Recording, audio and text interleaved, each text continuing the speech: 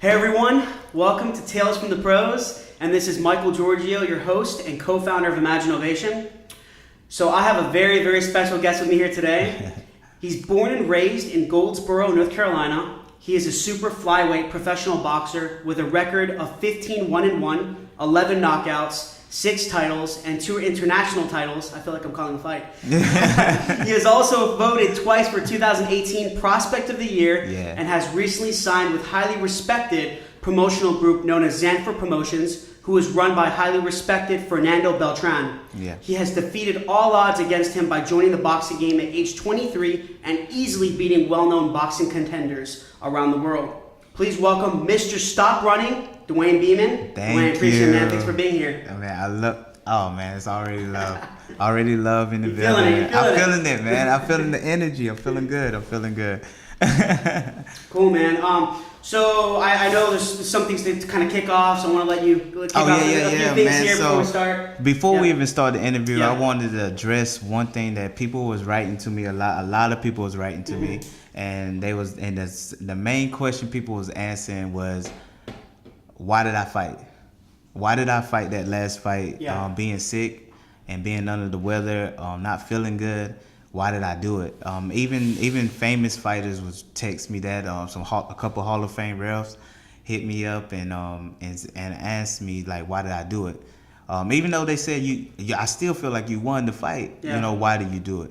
And some people just thought I was just under a lot of pressure and because it was in Mexico and all this stuff. But I want to address this right. People blame my promoter. People blame my coach. People were just all over the place. And nobody was pointing the finger at the person that stepped in the ring. That was me. I stepped in the ring. Yeah. I decided to do it, even though I was sick.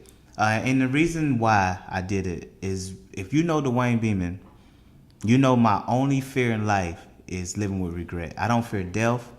I don't fear losing people. I don't fear like anything but God. And living with regret. And I felt like after if I didn't fight, I was gonna be living with that whole instinct. That was the biggest crowd I ever fought in front of. I mean, we talking about 15, 16,000 people. It was amazing.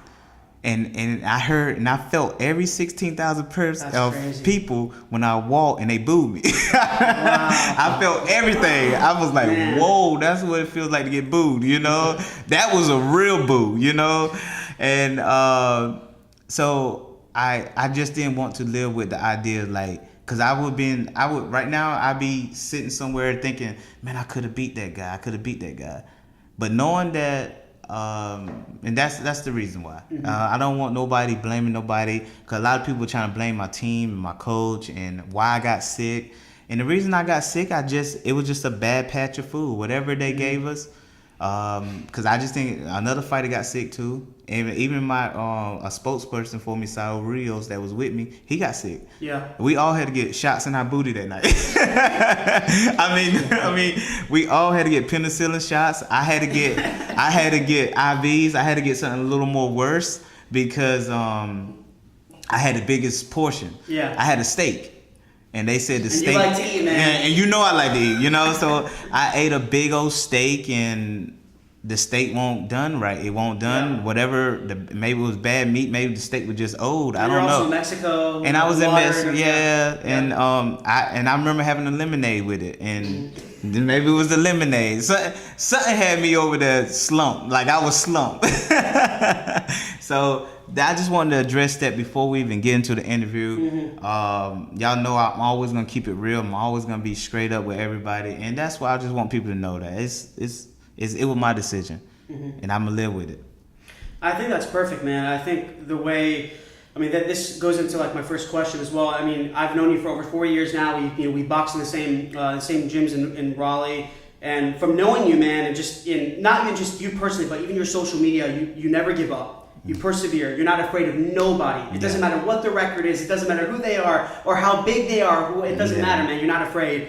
And that's why I admire you. I think you're an inspiration. And I think, from you just doing all these things and overcoming all these struggles and challenges, man, it just shows who you are, and it just adds to your story. Oh, yeah. So with that being said, I want you to kind of tell everyone your story. Tell everyone Dewayne Beamon's story and how you joined the boxing gym and why you joined the boxing gym. So really, what's your why behind it?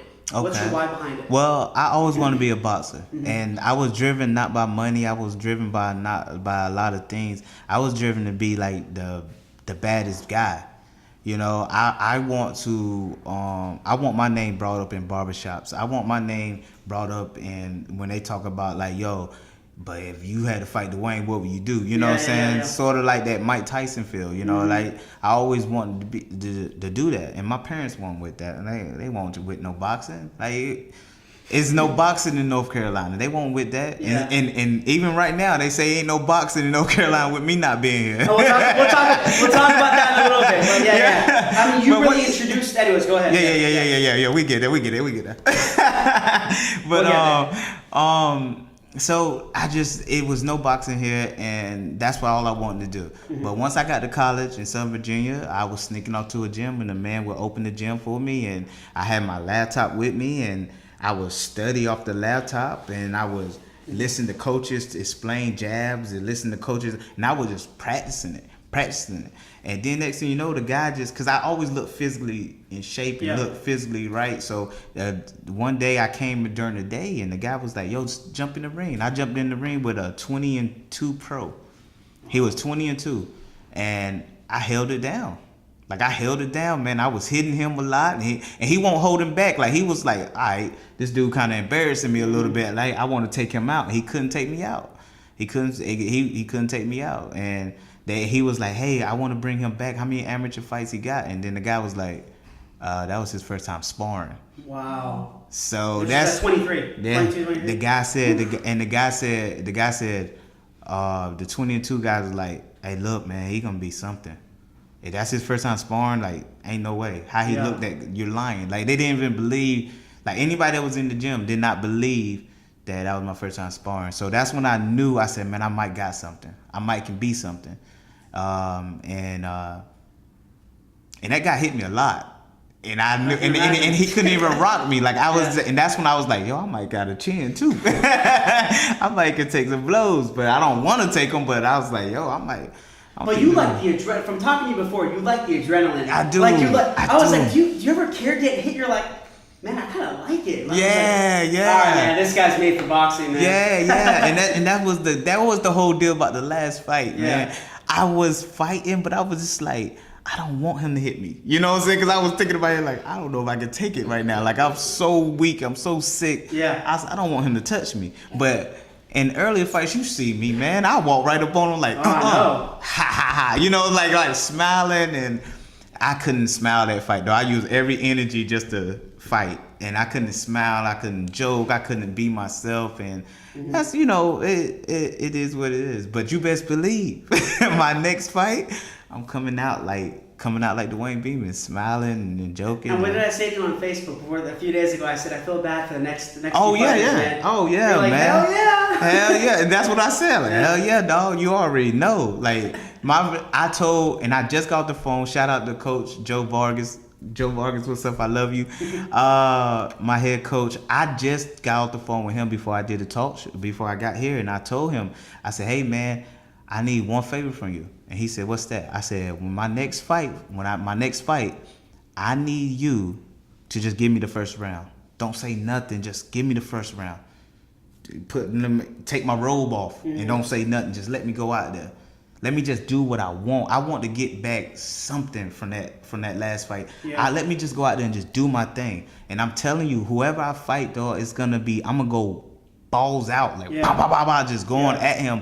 And then I said, then you can coach me after the second round. Let me get something out my system because I got so much bottled up. Even when I was sick, laying there with the IVs in me, I was still thinking about what I can do and what I'm going to do. Yeah. You know, so and I hope people doubt me. I hope people doubt me off that last performance. I really do. Man, but you know, if you think about it, you even said a lot of professional boxers, they said, man, why did you fight? Why did you fight? Like, man, you must be crazy. Like that's hard to have a stomach bug, right?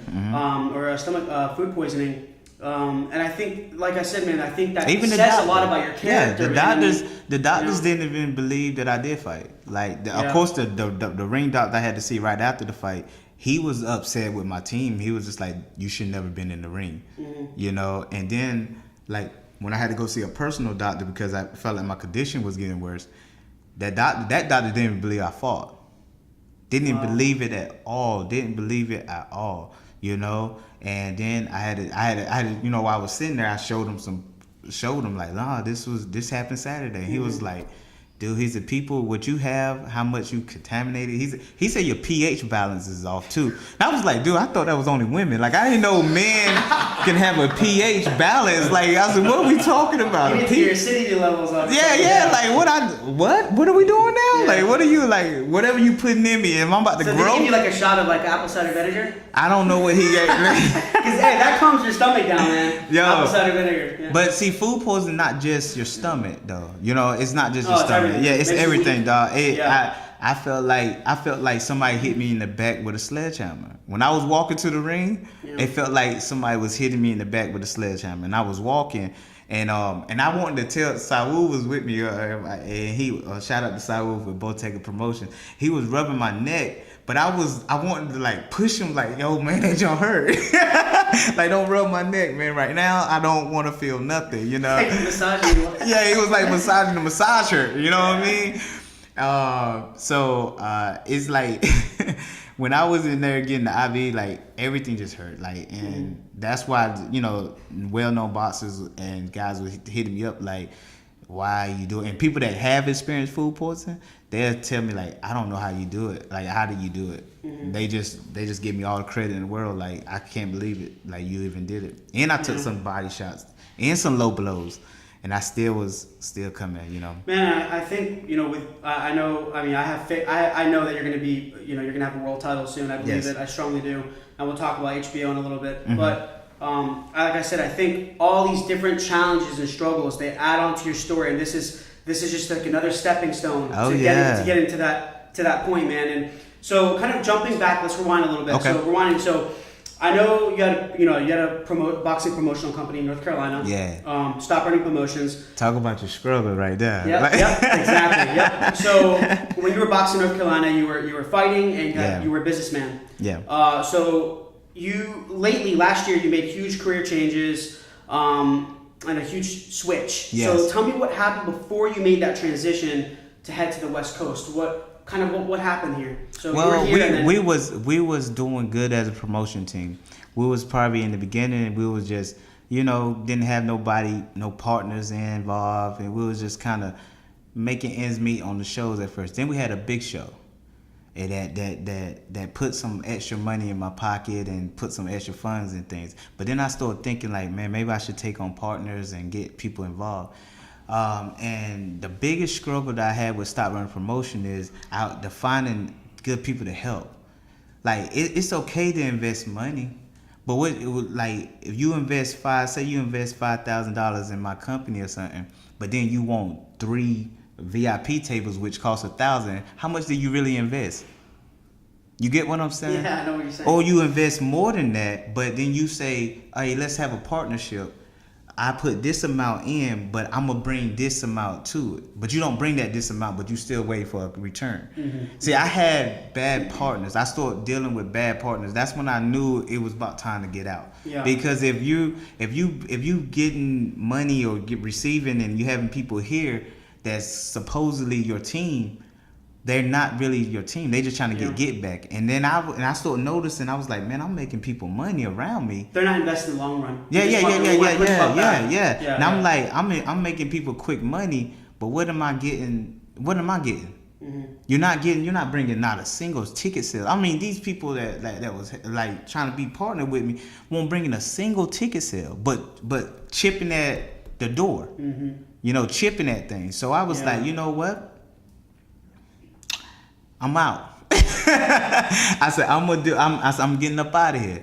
I said, I'm gonna move in silence right now. But everybody pissed me off, and the final straw was, it was a company, and I had them on our flyers. Never had nobody else on the flyer with me, but it was a company that I had with me, and the deal was they put an amount I don't care, man. I don't care. I'm gonna go ahead and tell you. They put $25,000 in, right? And their $25,000, I put, shoot, Jesse right there, about $60,000. I put $60,000 in, and they put 25. A little higher. You get what I'm saying? I put way more. I put everything in for the last couple shows. I put everything I had in for the last couple shows, and I had somebody put in 25. And their deal, the deal was they put to be with me for a couple shows, but they put to be bringing in fans and bringing in tickets and bringing in something. You know what I'm saying? Promote. Yeah. They weren't doing none of that. So I got on the phone with the boss and said, hey, listen, man, I'm really not happy. You're not doing nothing. Like I don't have no help here, you know? And even and shout out to Zanfer Promotions. I was even having problems with my own promotion team. Because I felt like I was the only one out there. You know what I mean? You're doing everything yourself. I was doing everything, dude. It's bad. It's bad when you got your notepad in your hand and you got your belt on your shoulder and you showing up to these places like, hey, look, I'm trying to get you to come on out to the fight, and I'm trying to market myself as a potential sponsor and everything. So I asked the guy, I said, hey, can you please maybe just come down here for a week? And he's already got it booked. I'm already coming down a week. I said, really? Like before we even had a conversation, I'm coming down a week, and I already told my wife and blah de blah that I'm coming down there to help you promote. He got here. First of all, he wasn't picking up the phone when he got here, and I finally got in touch with him. I went to the hotel, so I'm at the hotel with the guy, you know, and he's showing me, you know, excuse me, I'm gonna be raw on this. I'm gonna be raw on the thing. He's showing me some fat chick that he met on Instagram. That's who he gonna be spending his time with. I'm like, dude, like, first of all, you married. That's number one. You're married, and we're supposed to be doing a business right now. Like, you're not gonna be coming to the shows. I had like 6 people lined up that we supposed to visit that day, and he's in there trying to get some fat chick from Hickory, North Carolina. I can't make this stuff up. She wasn't part of the promotion team. No, she wasn't. No, she wasn't. He probably promised her a ring girl spot. I don't know exactly what he promised her, but I wasn't happy, and I knew right then. I said, I'm done with them. I don't care. You can go spread all the lies about me you want to. You can do this, do that. I don't care. I don't care what they did. I don't care. Call the boxing commission. Do whatever. I'm done. I am done. I was done with North Carolina as people, you know, as the fighting community. Yeah. I was done with the boxing community. Not the boxing commission, because I still love them. Shout out to India, all them. I love them. But boxing community-wise, they never supported me. They never had my back. I don't care about them dudes. I don't care about them dudes. I don't care about them fighters. I don't care. I don't follow them on Facebook. They all follow me. You know what I mean? I don't care. I don't care what they do. I wish them the best of luck. Even the people that did me wrong, I wish you the best of luck. Talk about me. I don't care. Spread my name. They're talking about you. Yeah, they're talking about me. I don't care. So that was part of my reason too for leaving, because it's crazy. I had HBO execs come to my show. Yeah, I remember that. Yeah. They came to my show, a couple of my shows. You know what I mean? Just to say, hey, look, if this guy can do it, we're coming here. If he can really keep selling tickets, if he can bring crowds, like he's a great talent, we're coming here. But I couldn't get over the hurdle. You put North Carolina on the radar. Yes, I put us on a major radar, and shout out to all the people that's coming up from North Carolina that's feeding off my blueprint. Jaquan Towns, I know he's promoting like me. Michael William Jr. Them guys, I see some people, and I wish them the best. And do your thing, you know. But don't count on the boxing community. Count on the fans, because I got the biggest supporters and love from people. And I could have. That's my angle. That's the only thing I wish I had did. Is me and Jesse should have angled our approach to the fans more. Yeah. I was trying to get help from business and stuff like that. And business is business. Yeah. They looking for a fast buck. No, I should have been down to earth with all the fans and let them know Like, hey, listen, I need y'all help. I need y'all come to my shows. You know, so that's part of the reason I had to get up out of North Carolina. So it really seems like everyone relied on you Everybody. to promote, to do the marketing, advertising, the branding, everything, and then they're expecting, oh, you know what? Let him kind of promote. He's got this large reach, and I'm just gonna get my quick buck, and I'm out. Peace. Yeah. You know what I mean? Or come back because I did. Everybody that anybody that say, oh, Dewayne did me dirty or something. No, I made you money. Mm-hmm. You made money off me. That's why you kept coming back. Come on now. I stay. How many shows I do here? 11, 12? Yeah, you did a lot. You don't do 11, 12 if you're a bad businessman. Nah. So that's why they can never say that. But I let them talk. I don't care, man. I'm getting money now. you know what? But you know what though? So those challenges that you went through with that, I mean, at least it gave you a good understanding of the business of boxing. Yes. You see things a lot of people don't see. Yes. Right? A lot of these boxers, regardless of how good they are, you know that they don't understand the business side of it. They're some of these promotion companies, whatever. They're taking money from them. Yes. And I also, but one downfall on me is that maybe I know too much about the promotion side, and that's why I make kind of decisions I make. Cause like Beltran, Fernando Beltran, my promoter, and Saul Rios with Boteca Promotion, them guys.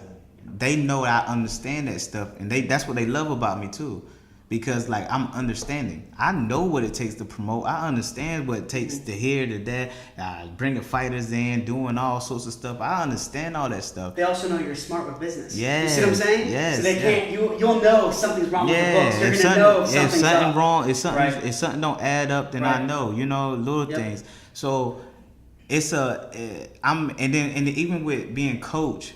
I got great integrity. Like I'm gonna do all the things I need to do when my coach is not watching. Even right now, I'm supposed to be on vacation, but I'm not really on vacation. I know I'm gonna start working out like in the next 2 days. Yeah. You know, so I understand so much, but it could be my little downfall too, because one thing about my team, Jesse can tell you too. Like I try to bring everybody along. I always try to help everybody that's around me, and I have to be selfish now. It's no more stop running promotions right now. Mm-hmm. I have to be selfish. Focus on yourself. I gotta focus. It's Dewayne Beamon. Yeah. That's what I gotta reiterate that a lot to myself. Like Dewayne, don't worry about that. It's about Dewayne Beamon. You know, so that's what I'm doing.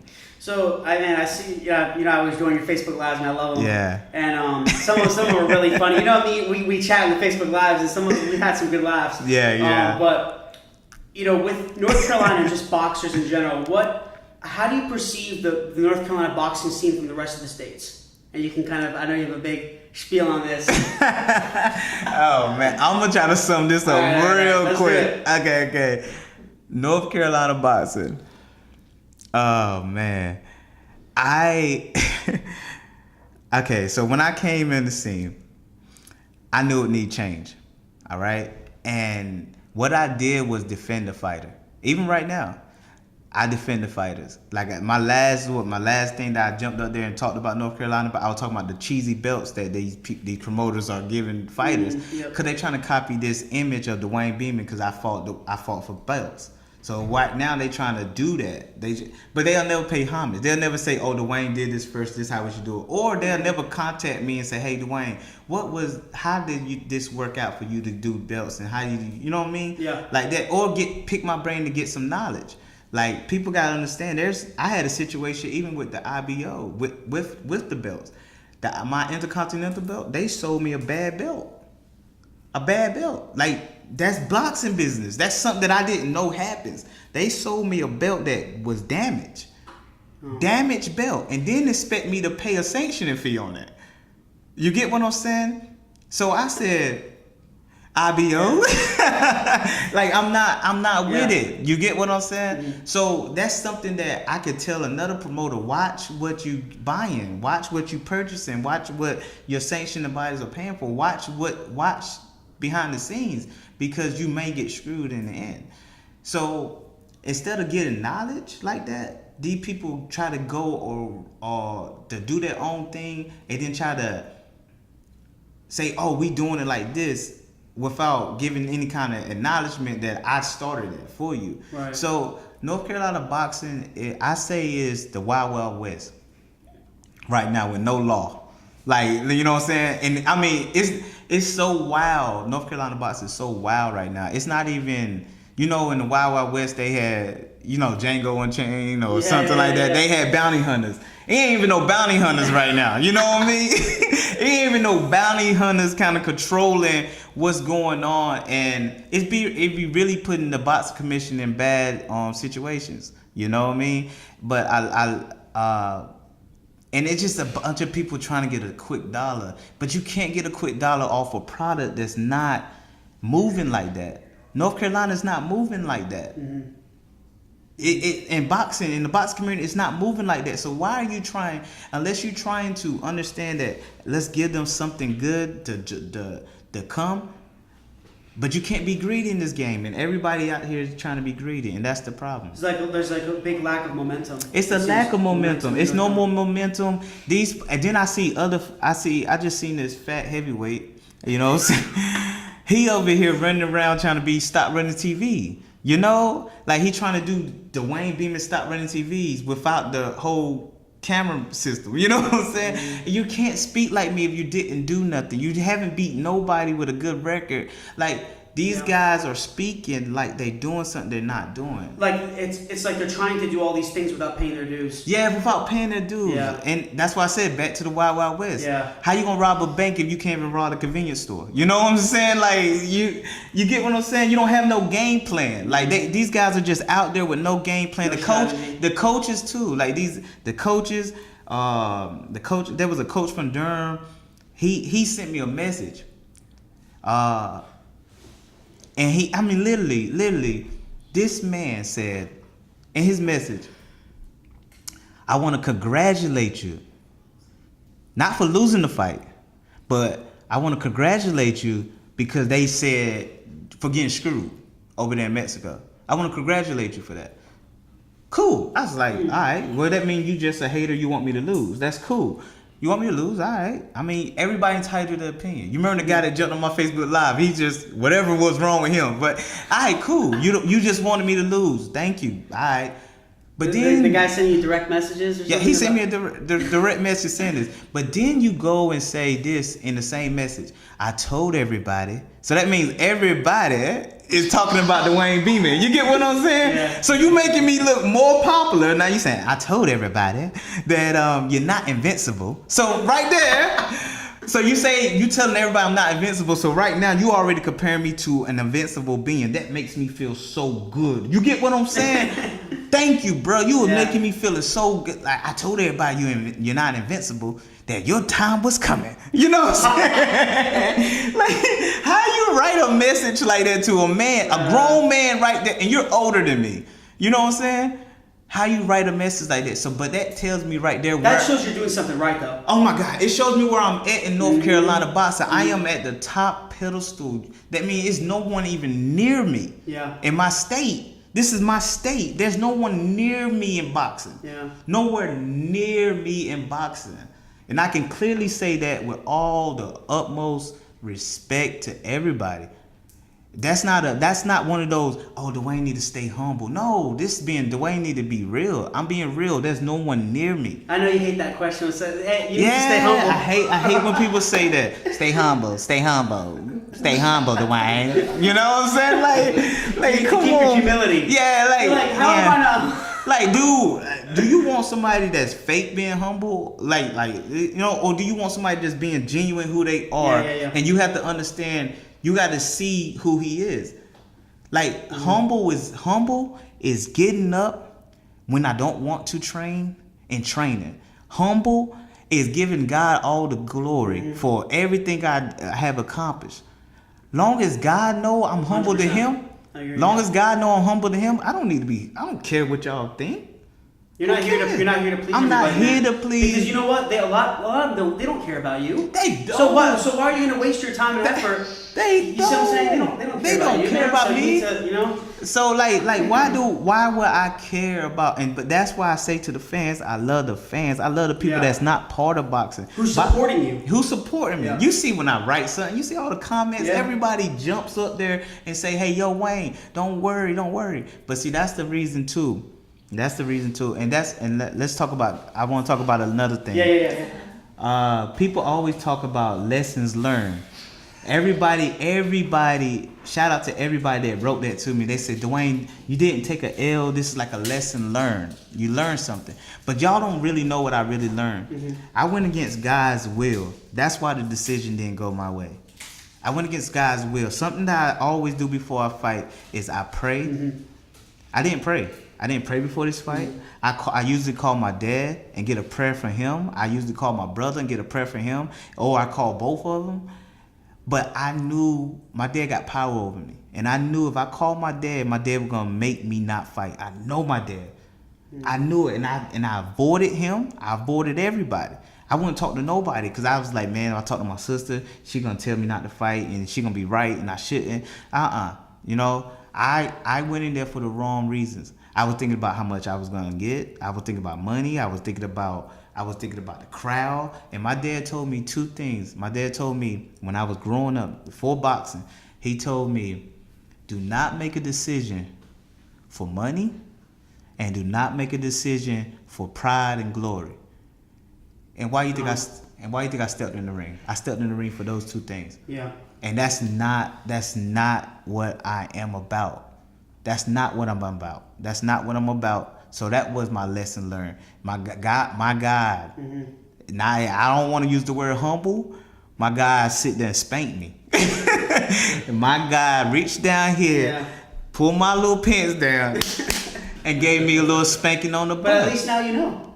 Now I know. What I'm saying? So it was a lesson learned. Now you know. That's my lesson. You're going to make mistakes. It's just part of it's part of the journey, man. It's part of the life. It's part of the life. And once they said he won, I looked. If you see the camera, I looked up and I turned and I said sorry. That's what I said to this guy. Mm-hmm. I said sorry, guy. That's what I said.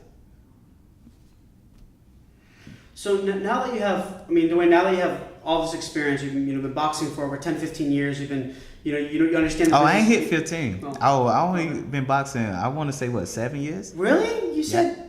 Yeah. I'm talking about officially, actually putting the gloves on. Right. Yeah, I couldn't do nothing until I graduated. And I had graduated at 24.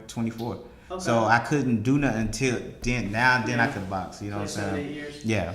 So, with your experience in just the business side of it and fighting, do you see any corruption in boxing? And what's your thoughts on that? Well, I just felt it. I just got a dose of it in Mexico, But it's corruption. It's corruption everywhere. It's corruption everywhere. Dealing with promotional companies and dealing with others. And stuff like that. Just listen, man. Long as people ain't greedy, long as money involved, it's always gonna be some corruption. Yeah. Long as money involved in something, it's always gonna be some corruption. And I seen it, man. When I first moved to Vegas, I seen a lot of people were trying to get me on cars, and they saw how much tickets I could sell. I remember the guy told me, Zanfer Promotions, he said, "Hey, look, I can get you on this card. How many tickets you could sell?" Like literally, I brought him $5,000 worth of tickets within 2 weeks. And he was like, "Oh, I gotta get it." And he was just trying to do it. He was trying to get me. He was like, Jesse was down there with me, man. Dude, he was trying to get me to fight anybody. But the laws in Vegas is hard. They saw my record and who I beat. They won't gonna just let me fight anybody. And I told him that. I knew that anyway. Yeah. And he was just trying to find this guy.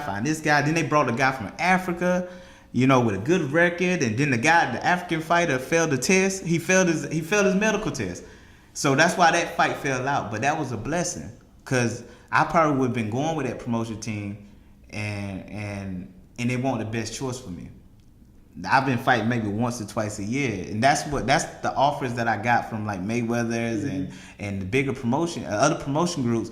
Is they offer me contracts, but their minimums for fights a year was 1 to 2 fights a year, and if they don't give you that second fight, they got like a couple months in the following year to get you that fight. So they protected all the way around in that contract. That contract was protected all the way around. You know what I'm saying? It was different with Beltran. Beltran's like this, like, look, man, this is how we gonna do it. He said, he called me his brother man. He like, brother man. That's how he said. He said, listen, man, I'm gonna make you a lot of money, and I'm gonna make you a world champion. Sign with me. That was it. And I was like, how many times I can fight a year? He said, as many times you want. I said, dude, that's it. I said, he's respected. The guy's known. Yeah, man, he's everywhere, man. So like I said, that's all I need to hear. Thank you. You think I think about it? He had me fight twice in a month already. Who you know 15-0 fighting twice a month and stuff like that. Like he got me right where I need to be. He got me right where I need to be. Seems like he has a roadmap for you. He got a roadmap. He's smart. He has a strategy. He has a great roadmap, and we just got to continue doing what we got to do. And I'm with a great team. Shout out to my gym, the Arena Gym. I train at like the best gym in California, man. The Arena Gym looks good. Yo, man, the San Diego gym is it's beautiful. So it's just like my stories went from having no help and just having people, but just two loyal people. Shout out to Jessica and Jesse. They was right there with me. Right. You know, I had two loyal people, but really didn't have no help after that. And Josh Hodges from South Carolina. Sorry, Josh. Shout out to Josh. I had those people. That's it. I went from really no help. You know what I mean? And then. And we had our battles too, you know what I'm saying? Golly, we had our battles, you know. How many times Jessica quit on us? Like she'll quit every other show, you know what I'm saying? Like quit, you know what I mean? I ain't doing it today. In between shows. In between shows, you know. It's hard to run a business, man. It's hard to run a business. Yeah. It's hard to run a business. And boxing and doing everything yourself. Yes. It's hard stuff. Yeah, so I went from basically not having to now I have a whole nother team, and I gotta keep trusting that team. You know what I'm saying? But we all trust each other and earning and learning each other. Yeah. Shout out to Saul Rios. He gave me a big hug after that fight, and me. I can't say that me and him always had tension, but I always watch Saul. I always watch his movements. Cause I was like, man, is he here with me, or is he looking for a paycheck off me? You know what I'm saying? I always had, and I'll be honest, I always had that little thought, and I bet he probably had little thoughts in his head like, is Dewayne really here for me? Is Dewayne got my back? But after that fight, we hugged each other, and he said some stuff in my ear, and it brought us so close. Even my coach, it brought me so close with him, and everything. Like I fully trust my team, and I love them. I love them. So and it said I had to go through something bad to gain their trust. If I went and won that, knocked at the guy, and I've been like, oh, you know what I'm saying? Move on. But so would you ever want to jump back into the business of boxing, or would you want to just stay in fighting? So even after you retire, would you ever want to jump back in? Or? Oh yeah. I can see myself being like probably a strength conditioning coach, or definitely a promoter. Like I could talk your head off now. Like I could promote, baby, or a matchmaker. You know what I'm saying? Like I could do all those things because that's what I did. I did for myself. People don't know that. People used to think I'm gonna go ahead. I'm gonna let the cat out the bag. So when I used to match myself in the fights, I used to act like I was Jesse Mercer or Josh Hodges. So it was funny. I would put Jesse in so many bad situations because Jesse. I would speak on the phone like I'm Jesse, right? I would talk to people like I'm Jesse. And then I get the fight made and stuff. So guess what? When them people show up for weigh-ins, they want to meet Jesse. So Jesse's standing over there like this. And then they like, hey, Jesse talked to you on the phone. And Jesse, oh my God, listen. He was the best actor. He was the best actor. He was like, yeah, I remember you. How you doing, Elmo? Yeah. You know what I'm saying? He would play it off without me and him recording. Like, I tell him little stuff like, yo, what's the name is gonna come at you, you know what I'm saying, say this, such and such. I would try to coach him on certain stuff, but I couldn't remember all this stuff. It was weigh-in time. I'm ready to weigh in. But I used to always look over there. I'll be smiling, looking at him like, look at this dude right here. Like, he was moving around the crowd, talking to people that never met him, but they think they met him. You know what I'm saying? It was hilarious. He don't even know who fussed at him. Some of these people I gotta fuss out. Like, you know, I'd be like, hang up then, sucker. You know what I'm saying? Like, you know what I mean? I was Jesse on the phone, man. So I was like, well, hang up then. And they'll call me back like, well, we're sorry, Jesse. You know what I'm saying? So Jesse had time. There were times people would come to him and they'd be like, hey, man, sorry about what I said on the phone. He'd be like, oh, man, don't worry about it, man. We good. Then he'll look at me like, what the world? What were we talking about? You know what I'm saying? Like, it was funny, man. But it was little secrets I had to do. Ain't nothing that I did that other companies didn't do. Like losing money, making money. All companies do that. Yeah. Struggle. No, I don't know a single company that was just flirt out successful that first year anyway. It's always up and down. So ain't nothing I've been through that other companies ain't been through. So I know that I can jump right back in, stop running promotions, and be a promoter when I'm done. So from going from North Carolina to the West Coast, has your training, is the training strategy, the regimen, is it completely different? Like what do you do now to train for a fight? Like getting into nitty gritty of just because I know, like when I sparred, boxing's hard, man. We talked about this. It's It's a hard sport, man. Just cardio and it's it's tough. I'm gonna be honest with you. I think since I moved to the West, I think I'm a better boxer. I moved to the West and became more of a better boxer. But I think I lost some of that grit, and I was like, I think. It's too fruity over there. Like I love the West Coast, but it's too soft over there. Like you know, what I mean, I hate to say it like that, but it's like I felt like I'm just getting a little too. I'm too what's that word that guy used on the movie? He was like, the worst thing is you done got not commercial, not Hollywood. It was something where he was like. Because right now, in the boxing world, you need to be an animal. You need to be vicious. Yeah. The word that he said, you had got too... No, it's not comfortable. Domestic. Yeah, you don't got too domestic now. You know what I'm saying? I think that's what I went through. I got too domestic. I got too comfortable. Things was falling in place for me so well that I got domestic. I was like, that was probably the worst thing, but... This right here made that anger come out, that grittiness, and now I can mix with better boxing and being strong, cause like it feels crazy, but the older I get, the stronger I feel, the better in shape I feel. You know what I mean? Like I just feel like nobody can touch me. You know, a lot of times I feel like that I had to get sick for somebody to even make it look conventional. Something had to be wrong with me to even make a fight look good. Because even when I sparred in front of Canelo and Abel Sanchez, all these top, we talking about top guys in the sport. Yeah. They looking at me like, yo, what in the world this guy been at? Who is this guy? This guy gonna be a world champion. You know what I'm saying? They seeing what I'm doing to all these so-called really good fighters that y'all think are so good. You know?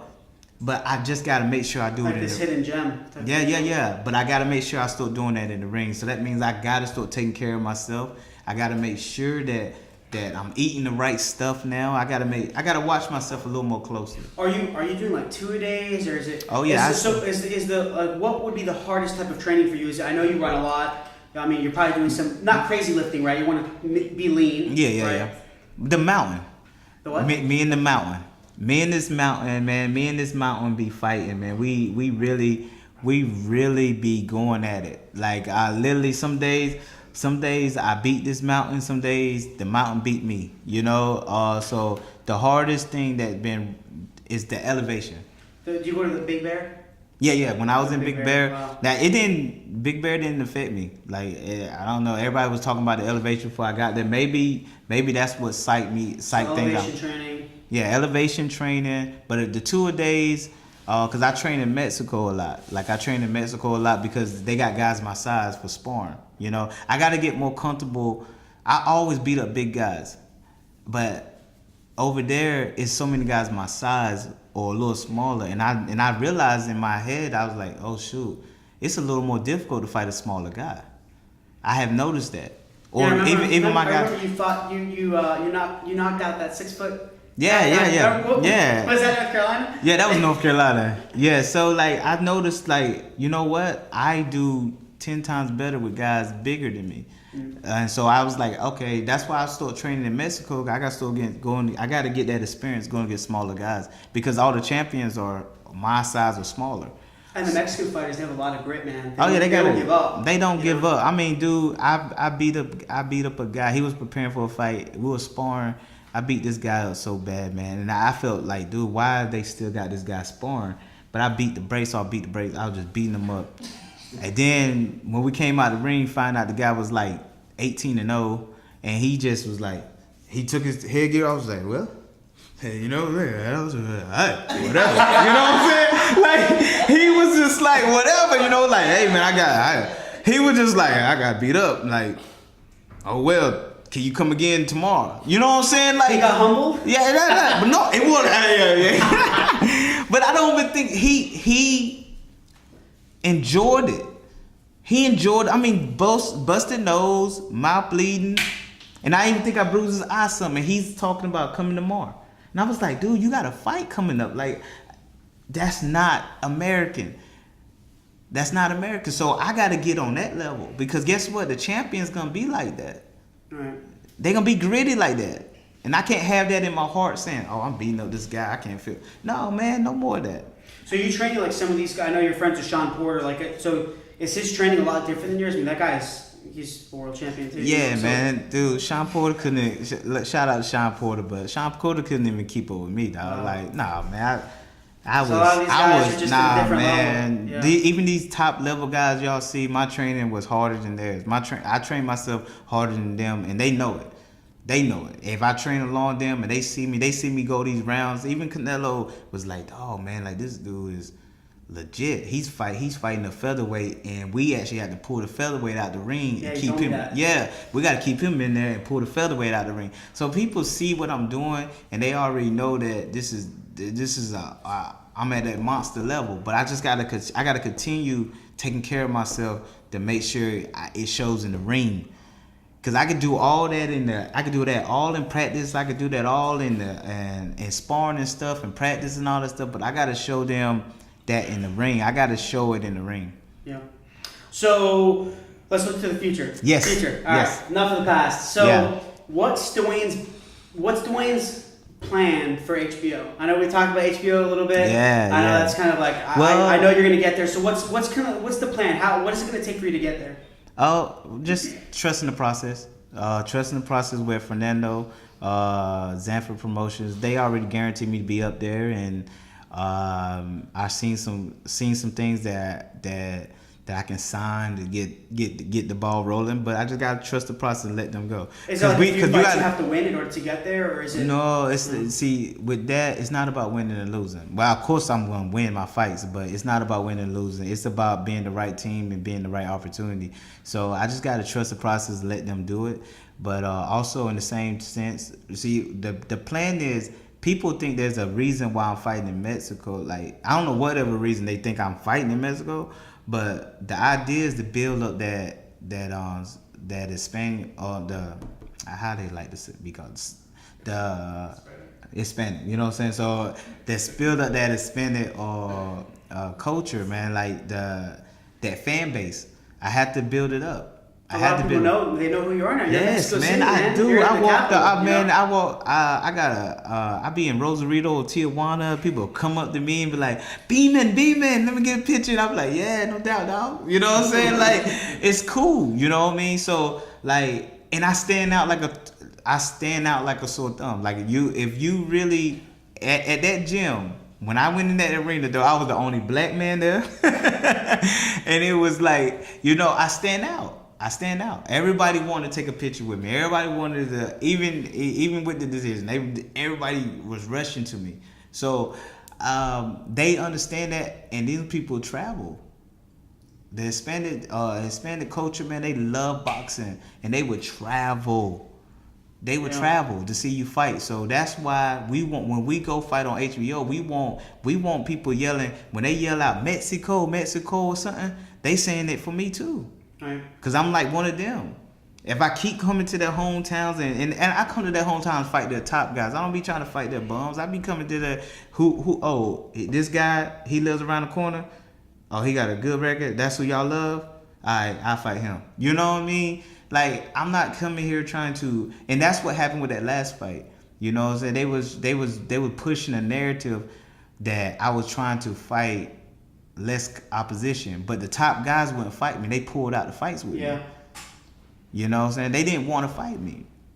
So, like, I'm just going to continue building up that Hispanic crowd because I need them. I mean, man. They'll make my checks bigger. Let's just talk business. They'll make my checks bigger in HBO.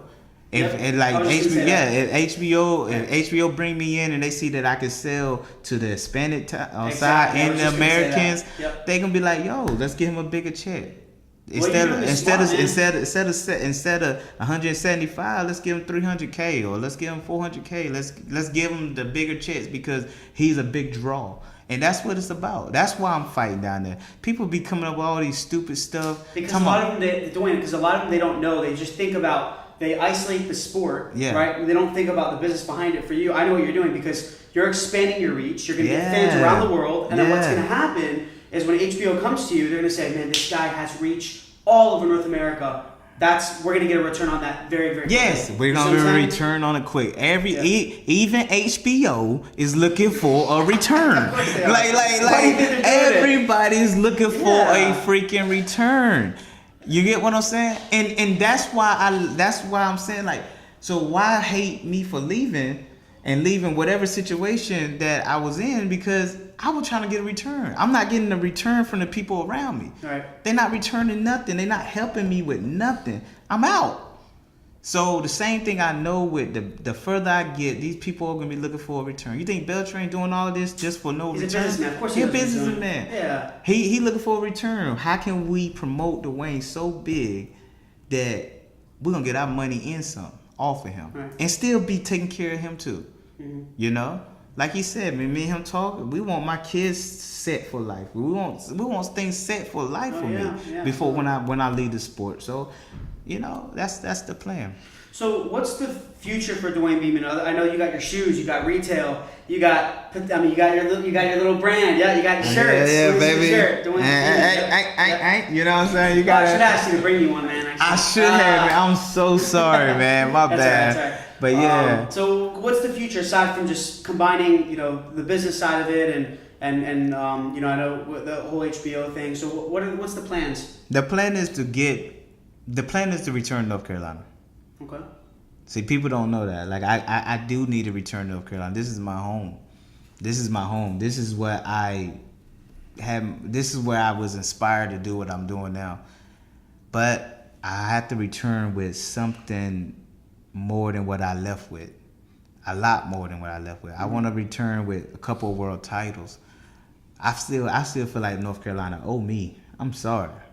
I feel like I invested a lot of money, a lot of everything into North Carolina, and I want some get back. So when I come back, I want to sell out in a major arena. I want to fight in maybe the PNC. I want to fight in one of the Charlotte gyms or something. Like, I know yes, it'd be a great feeling in front of my own town, like in front of my own people. So yeah, I'll do what I got to do out here. Show everybody that I can fight on a worldwide scale. I'm a world-class athlete. How about Beamon Arena? Beamon Arena sound. Hey, it kind of close, doesn't it? Hey, that sounds good. Hey, they got a nice little ring to it. Yeah. That got a nice little ring to it. So, like, yeah, we can fight in the Beamon Arena. You know what I'm saying? So now you got connections with all these promoters. What I'm saying, they can get your back. They will back me up. So, like, that's the whole point. Is just becoming such a figure that when I return here, that these arenas pay me to fight there. You get what I'm saying? You think Floyd had when he announced a fight, they paying him like, oh no, we'll pay you this to come here. We'll pay you this to come here. I don't want to be. Yeah, I don't know. I don't want to what we used to do back in the day. We had to find a venue and pay it, and then say, hey, let's fight there. No. I don't want it like that. When I return, I want. As a matter of fact, when I return, I want Dorton Arena to call me and be like, hey, you remember you paid us $2,500? and you didn't even do a show here. We still got that money. So what we gonna do is, you know what I'm saying? I want them to say, hey, listen, what we're gonna do is give you a free show with we're gonna pay you extra and give you half of concessions or half, you know what I'm saying? Right. I want to become such a figure in the sport and do something different that nobody done. Cause I'm already doing that too. I'm already doing it. There's no other fighter that started off what I did, doing what I did. Even that's why they love me in Vegas or Cali or anywhere. When they know my story, they be like, "Oh man, you did it. You did it. Like, dog, you did it. I wish you could have maintained it, but nah, you can't maintain it without these big. It's too much. It's too many politics." What did we talk about on the phone the other day? Remember we were talking about a little bit about business. We talked about how easy it is for people to give up. Yes. It's very easy for people to give up. When it gets hard, people quit. Yeah. It doesn't go their way, so they quit. Yeah. That's why it's not meant for everybody. If it was that easy, everyone would be doing it, right? Exactly. You're one of those people that didn't give up, and now you're doing it. Yep. See? And my whole saying is like this, dog. It's harder for me not to try than to give up. You get what I'm saying? Yeah. Oh, yeah. Dude, to give up it would take everything in my power to give up on anything. Yeah. Anything. So like it's easier to try. Like it's just push for it. It's easier for me. And that kind of goes into one of the last questions here. So what tips, or I would say methods or strategies or whatever you want to call it, would you give future boxers and entrepreneurs? Are we talking about North Carolina? Because that's the only people I want to give tips to. Then do it, yeah. Yeah, I don't want to give nobody. If you ain't from North Carolina, I ain't trying to give you no tips on how to do nothing in the sport of boxing. So any tips on business and boxing? All right, so North Carolina boxers and the promoters and coaches, just copy Dewayne Beamon. I'm joking. But I would say this. The truth is. I gave North Carolina a real good blueprint on how to promote yourself and put yourself out there because nobody else is doing it. Right now, there's no big major PRs that's putting their own money behind boxers and stuff like that. So right now, you boxers y'all gotta turn up your promotion. You gotta turn up your promotion. Make yourself look bigger than whatever you are.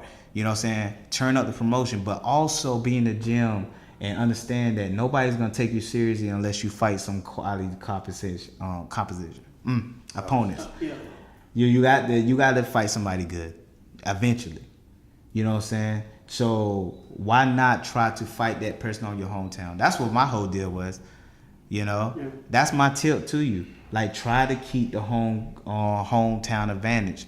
But the way you keep hometown advantage is you have to invest in yourself. You have to find something that makes you stand out. So my tip is train hard, because if you don't got those qualities, you're gonna have to go beat somebody. Right. So train hard. That's it. And the coaches here, my advice is that y'all, I don't got no advice. Y'all know that. I was saying, work, man. Work. Shout out to Hit Hard Boxing. Them guys are great guys. They work. So these coaches, instead of talking about it, work. Instead of being on social media, tweeting about nothing. Like nobody cares. You're gonna be old with no champions and no fighters good. Like coaches, go out there and work. And if you got bad product, if you know you got guys in the gym that ain't doing nothing, let them go. Instead of trying to serve them up for a paycheck. You serve them up for a paycheck, it's only gonna make you look bad. Cause guess what? That Durham coach that contact me talking junk to me, at the end of the day, you're nobody in the sport of boxing. People gonna only contact you if they want to get one of your fighters to lose, and you got nothing. You building up nothing but losers. You already telling them that another man is invincible. He's not invincible. He's in so you glorifying one man. That's not even in none of your fighters' weight classes. Where your head is at. So that's what I'm saying to all the boxing coaches and stuff like that. Work on your craft. Improve your craft. That's one thing that I always did. I always improved my craft. I always felt like I can get better. I used like the Dragon Ball Z philosophy. Like I'm always gonna go a level higher. the Goku. You know what I'm saying? Like jokingly, you know? But that's what I say. That's my biggest advice is improve your craft, people, because people are all watching y'all from North Carolina because of the noise I'm making over there. They are watching. It even says in the Bible, man, laziness is for fools. Yeah. So facts. You gotta work, man. You gotta be on your craft. There's not enough room for laziness in this world. Yep. Yeah. So last 3 questions is I always ask everyone this. All right. And everyone answers it differently. So how do you define failure? How do you define entrepreneurship? And how do you define success? Okay. I think you define failure by not reaching your potential. If I don't never reach my full potential, then I think I fail. It don't matter if I'm 3-time world champion, whatever. I don't care what my resume say. If I don't unlock my potential as a boxer, as a dad, as a person in life, then I fail. Because that's what it's about. It's about exceeding or becoming greater, becoming a God. I think God, that's one thing that I think God put in us to become better every day. Be like His image. We might never be perfect and be Him, but He never said you can't shoot and try. He never said that in the Bible. He never said in the Bible, I can't try to be like God. You know what I mean? So I think the defined failure is not trying to be, not unlocking your potential and not trying to be God. Cause I'm trying to be something like that. And what was the next? And how do you define entrepreneurship and success? Are they separate questions? Yeah. Okay. How do I define entrepreneur? I define it as a person that's willing to give it their all. Because I hang out with celebrities and I hang out with people that have a lot of money, and they got so many stories about how often they fail. They fail so much, got booed off stage. You know, so I'm thinking about what Cardi B told me. She got booed off stage so much. Oh, wow. You know what I mean? But they persevered. So I think an entrepreneur is somebody that's willing to give it their all. They have to. It's so many people trying to sell so much every day. I can walk outside and there's somebody trying to give you something to look at their image. You turn on your phone, somebody trying to sell you something. Right. So there's so many entrepreneurs, even if they don't call themselves entrepreneurs, they are trying to be entrepreneurs. So my thing is to define that is that's somebody that will give it their all. That would sacrifice it all. They have to. You have to. I before I left, I had a speech with my 2 boys, even though they're young. I had a speech where I set them both on my lap, and I told them, I said, "Hey, Dad got to go away." But Dad is doing that's what they call me, Dad. I don't want y'all to think of that. He's walking around calling himself Dad. No. Your kids look just like you, man. Yeah. I had them myself, by the way. I have my kids by myself. But anyways, I'm joking. Shout out to their mom, joking. Victoria, she does a wonderful job with my kids. She's a wonderful person all around. So anyway, I had a speech with my kids, and I told them, I said, "Hey, listen, Daddy gotta go away, but I'm doing it for y'all. I said, y'all are it. You know, y'all would live on without me and stuff like that." And then my oldest son gave me a hug and said, "Daddy, I understand. I said, "You do? You understand?" He said, "Yeah, I understand." And I said to my youngest son, I said, "You understand?" He said, "He understands." I understand. He said he understands. So he pointed at my other son like, yeah, he understands. So I guess he get it too. He'll get it too, you know. But that's some entrepreneur has to sacrifice whatever it could be. I knew being right here wasn't gonna get me where I needed to be. So that's so I think that probably goes into success as family, right? Success, making them proud, right? Yes, making them proud, man. Listen, without all the trophies and all the belts, everything I could win, I'm still gonna be. Eventually, one day, I'm gonna be old news. Mm-hmm. I'm gonna be old news one day, dog. At the end of the day, I'm gonna be old news, and that's why I'm saying when I meet these boxers and that are old news now, and some of these coaches that were never news, you know what I'm saying? I still don't want to be that guy that I see that's always talking about what he used to do. Cause you guess what that guy is? The guy that live with regret. Right. I don't want to be that guy. I just can't. I hate to get emotional, but even I get emotional even thinking about that. I just cannot be that guy. I cannot be that guy that would sit around and talk about who I used to be, or what if I did this? Or what if I did this, or I had it like this, or I can't be that guy. That's not real success. That's not real success. If you have to do that, that's not real success. If you have to tell somebody that you're successful, you're not successful. Right. That's good advice.